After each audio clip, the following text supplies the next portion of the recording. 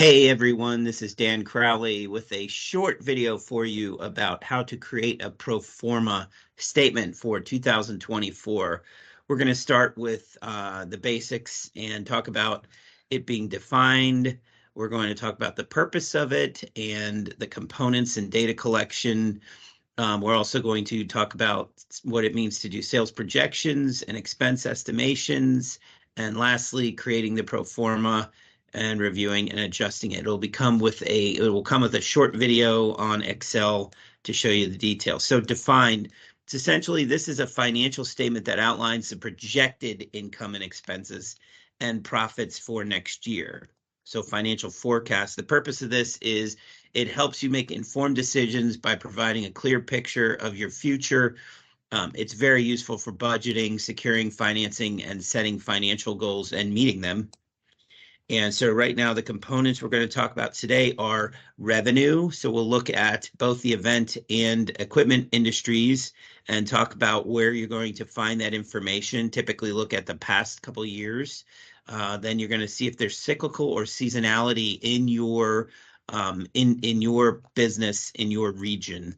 And lastly, we'll look at industry happenings, which includes what's happened with supply chain and used equipment pricing this year for the equipment side. We'll also look at economic outlook and identify lead indicators that might drive your pro forma up or down going into next year. Equipment rental, you're going to look at housing, commercial building, and architectural billing. If you're on the event rental side, you're going to look at the general economy, consumer, corporate, and institutional. And if you don't understand what part of your business comes from each of those three segments, that's one thing you can work on prior to establishing your pro forma. Last, we'll look at categories of assets, and these are equipment rental. We're looking at lifts versus tools, looking at heavy earth-moving equipment versus small tools. Event rental, we'll be looking at tents versus events, okay? So after looking at revenue, you're going to look at your gross profit and say, okay, on the cost side, what changes? Calculate the difference between the revenue and the direct costs to get your gross profit. And direct costs are variable, so focus on what the percentage is going to be. Is it going to be the same percent as previous year? Are you going to be looking at PEG medians? Are you going to look at Top Gun? What do you want to set as a direct cost increase as a percentage? Then you'll get into expenses, which are really broken into fixed, semi-fixed, and variable. So in those, you can look at some big categories. Personnel is 50% of all expense, minimally, the way that we look at it, but in both industries.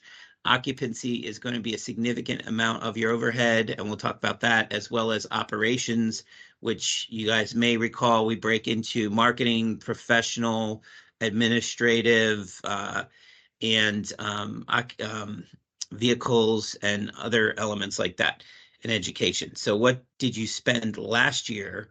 And then based on your planned growth, do these expenses, are they going to act fixed and not go up, or are they going to move up and be variable with your sales growth? So that's something to consider for each of them.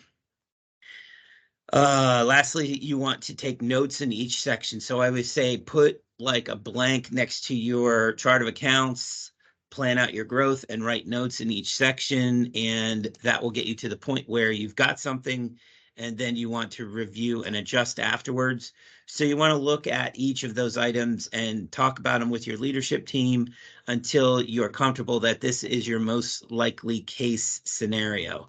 Now, you also want to consider, what if things don't go as planned? Now, that could be things might get better or things might not go as well. So I always like to do a best case, which looks at, hey, the sales are going to grow, GP increases, and or expenses decrease more so than expected. So what does that look like?